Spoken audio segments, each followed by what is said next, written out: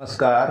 हमारे YouTube channel में आपका स्वागत है। मेवाड़ की कहानी कर रहे हैं। मेवाड़ की कहानी में देखा कि राजमहलों की क्रांति करके महाराणा प्रताप शासक बनने में कामयाब हुए, लेकिन महाराणा प्रताप का भाई इस बात से रुष्ट होकर मुग़ल शासक अकबर की सेवा में चला गया और धीरे धीरे इस प्रकार की परिस्थितियां बनी कि ये दोनों के संबंध है वो हल्दी घाटी के युद्ध की ओर चले गए, क्योंकि महाराणा प्रताप है वो किसी भी प्रकार से मुग़ल शासक अकबर के अधीनता में नहीं आ रहे थे। तो जानते हैं हल्दी घाटी के युद्ध की कहानी।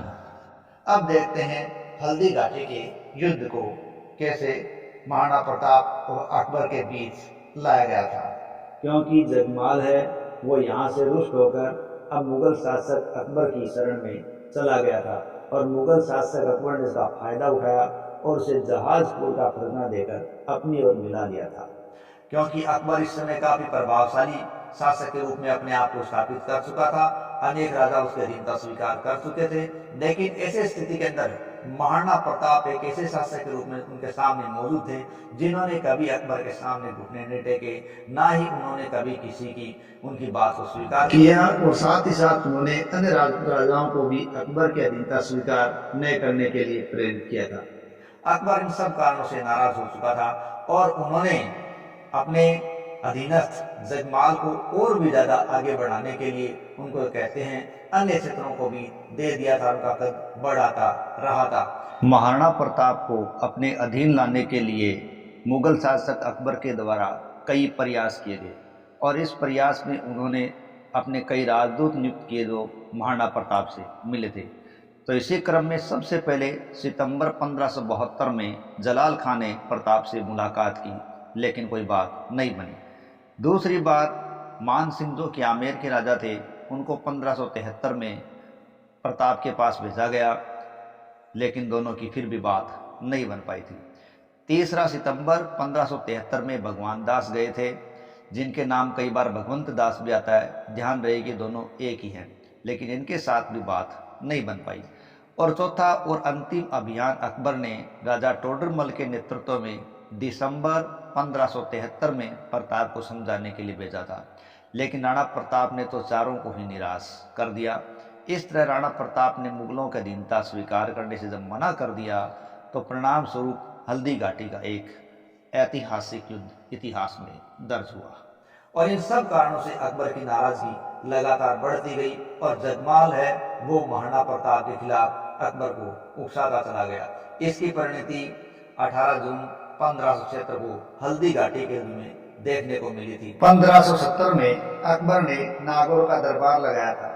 नागौर के इस दरबार के अंदर बीकानेर, जैसलमेर, मारवाड़ जैसी रियासतें वैवाहिक संबंधों को स्थापित कर चुकी थी, अकबर का अधीनता स्वीकार कर चुकी थी, लेकिन अभी भी मेवाड़ एकमात्र रियासत थी जो अकबर के अधीनता स्वीकार नहीं कर रही थी, न ही किसी प्रकार का वैवाहिक संबंध है वो मुगलों से स्वीकार कर रही थी। इस प्रकार अकबर सोच चुका था अब मेवाड़ को अधीन लाने के लिए युद्ध के अलावा, प्रताप को बंदी बनाने के अलावा कोई विकल्प नहीं है। मुगल शासक अकबर ने प्रताप को युद्ध में बंदी बनाने की योजना बनाई और इस योजना को पूरा करने के लिए उन्होंने अजमेर के किले के अंदर ये जिम्मेदारी मान सिंह और आसफ खां को दे दी और इस जिम्मेदारी को लेकर मान सिंह और आसफ खां ने अजमेर से प्रस्थान किया। अजमेर से जाकर उन्होंने मांडलगढ़ पहुंचकर वहां पर अपना पड़ाव डाला और मांडलगढ़ में मान सिंह और आसफ खां का पड़ाव 2 महीने तक लगा रहा। 2 महीने बाद वहां से चले और आगे बढ़कर उन्होंने नाथद्वारा के खमनौर के मोलेला गांव के अंदर अपना पड़ाव डाल दिया और अब इन घटनाओं की जानकारी महाराणा प्रताप को भी मिल चुकी थी, इसलिए वो भी संघर्ष की तैयारियां करके आगे बढ़े और उन्होंने गोगुंदा और खमनौर के बीच की तंग घाटी जो कि हल्दी घाटी कहलाती है उसके अंदर अपना पड़ाव डाल दिया और महाराणा प्रताप के लिए यह पड़ाव के लिए उपयुक्त स्थान था, क्योंकि यह क्षेत्र पहाड़ियों का था जो कि प्रताप और उसकी सेना के लिए बिल्कुल जाना और पहचाना था और मुगल सैनिक यहाँ पर समस्या में आ सकते थे। साथ ही साथ प्रताप और उसकी सेना है वो इन पहाड़ियों में छुपकर मुगलों पर हमला आसानी से कर सकती थी। 18 जून 1576 को प्रातःकाल ही दोनों की सेनाएं आमने सामने हो गई। महाराणा प्रताप की अग्रिम पंक्ति का नेतृत्व हकीम खान सूरी के हाथों में था। मुगलों पर उन्होंने आक्रमण शुरू कर दिया और अपने इस आक्रमण में मेवाड़ के सपूत पहली बार में सफल रहे। इन पहाड़ी क्षेत्रों और इस तंग रास्तों के अंदर मुगल सेना परेशान हो गई और उनको अब हार का और मौत का डर लगने लगा और वो भागने लगी। इस प्रकार मुगल सेना तितर बितर हो गई और मेवाड़ का पलड़ा भारी हो गया। लेकिन तभी मेहतर का है वो ये कहते हुए वहां पहुंचे कि बादशाह सलामत खुद आ गए हैं। दरअसल मेहतर का आरक्षित सेना के मुखिया थे, जिन्होंने अपने सेना को हताश देखा, मुगलों को डरे हुए देखा, तो उनको आकर कहा कि बादशाह सलामत स्वयं आ गए। ऐसा सुनना था कि जो भाग रहे थे, हताश थे, उन मुगलों में वापस जोश आ जाता है और वो पुनः लड़ने लग जाते हैं। महाराणा प्रताप जो थोड़े पीछे सट चुके थे, अब हटकर वो अपना क्षेत्र बदल देते हैं और रक्तताल या रक्त तलाई में अपना पड़ाव डाल देते हैं और इस क्षेत्र के अंदर हाथियों का संघर्ष होता है। लूणा, राम प्रसाद ये प्रताप के पास थे, जबकि गजराज, गजमुक्त, मर्दाना ये मानसिंह के पास थे। राम प्रसाद हाथी है, उसका मारा गया। अकबर ने राम प्रसाद को पकड़कर उसका नाम पीर प्रसाद कर दिया। इस प्रकार मेवाड़ का हाथी मुगलों के हिस्से में चला गया। और वहीं मर्दाना हाथी पर मानसिंह सवार था, तो वहां चेतक ने हमला किया प्रताप के इशारे पर। ये चीज हम पहले भी देख चुके हैं। तो प्रताप ने जब चेतक के द्वारा हमला किया तो चेतक की टांग पर जख्म आ गया, वो घायल हो गया। लेकिन प्रताप हमले में सफल रहा और मानसिंह को एक बार उसने मारने का पूरा प्रयास कर लिया, लेकिन वो नीचे होने से बच गए थे। अब जब वहां से नीचे उतरते हैं तभी जो मुगल सेना आने वाली थी, जो आरक्षित थी, वो आ जाती है और राणा अब चारों तरफ से घिर जाते हैं। तभी राणा को घिरे हुए देखकर झाला मन्ना या मानसिंह हुआ आ जाते हैं और राणा प्रताप से निवेदन करते हैं कि वो यहाँ से निकलिए, क्योंकि मेवाड़ से अभी आपका संदेश आया है और मेवाड़ के लिए अभी आपको रहना है। और ऐसा कहकर वो राज के चिन्ह और छत्र खुद धारण कर लेते हैं और महाराणा प्रताप को वहां से निकाल देते हैं। महाराणा प्रताप का घोड़ा हालांकि चेतक का वो घायल हो चुका था, लेकिन अपने मालिक को वो सकुशल ले जाता है और बलीचा गांव में एक बहुत बड़े 22 फीट के नाले को पार कराने के पश्चात वो दम तोड़ देता है। इस घोड़े की समाधि बलीचा गांव के अंदर बनी हुई है और महाराणा प्रताप अपने घोड़े चेतक के मरने पर काफी अफसोस करते हैं। लेकिन तभी उन्हें एक आवाज सुनाई देती है, ओ नीला घोड़ा सवार। ये जो आवाज है वो उनके भाई शक्ति सिंह की होती है।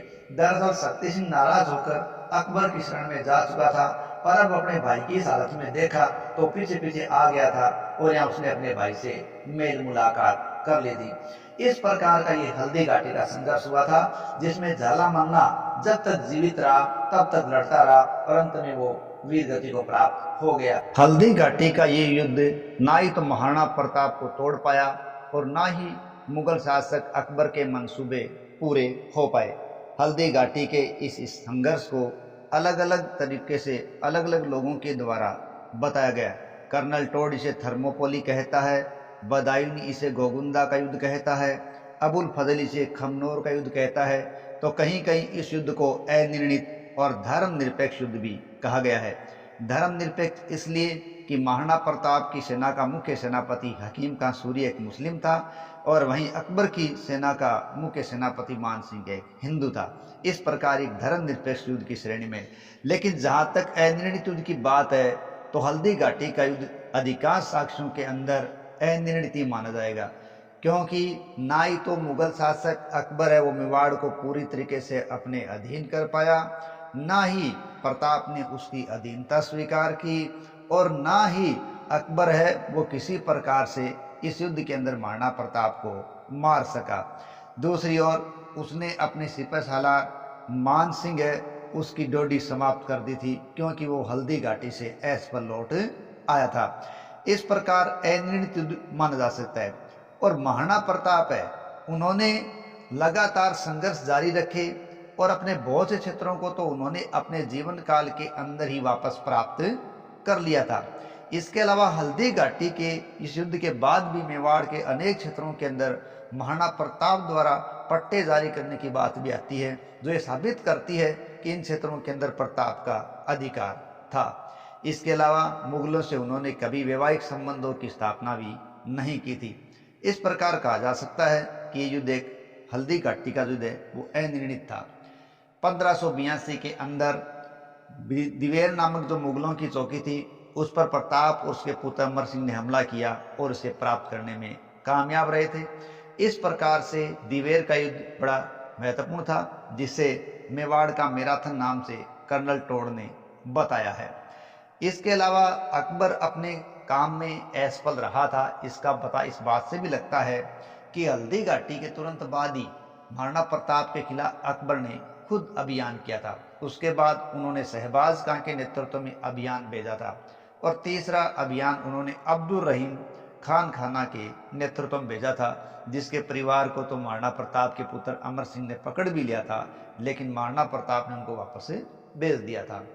और चौथा जो अभियान था वो 1585 ईस्वी के अंदर जगन्नाथ कछवाहा के नेतृत्व में अकबर ने भेजा था, लेकिन जगन्नाथ कछवाहा भी महाराणा प्रताप को अधीन लाने में, पकड़ने में, मारने में असफल रहे। इस प्रकार से हम कह सकते हैं कि मेवाड़ कभी भी मुगलों के अधीन नहीं आया और 1585 के बाद तो महाराणा प्रताप के खिलाफ अकबर ने अभियान करने ही समाप्त कर दिए। तो इस स्थिति की फायदा उठाया महाराणा प्रताप ने और 1585 में लूणा चावंडिया को हटाकर उन्होंने चावंड पर कब्जा कर लिया और चावंड को अपनी मेवाड़ की अस्थायी राजधानी बनाया। इस प्रकार मेवाड़ की राजधानी चावंड अस्थायी तौर पर 1585 में बनी थी, जो कि महाराणा प्रताप के मृत्यु के पश्चात भी रही थी। महाराणा प्रताप की मृत्यु धनुष की परतंचा चढ़ाते समय उसके टूट जाने से, चोट लगने से 1597 में हो गई थी। इस कारण महाराणा प्रताप के समय चावंड है वो 12 साल तक उनकी राजधानी रही थी, लेकिन यदि कुल देखें तो चावंड मेवाड़ की राजधानी 28 साल तक रही थी। इस प्रकार महाराणा प्रताप का ये संघर्षमय जीवन है वो जनवरी 1597 में समाप्त होता है, जिसने हिंदुस्तान के इतिहास के अंदर एक हल्दी घाटी जैसा अनिर्णित युद्ध दिया था। जय हिंद, जय भारत।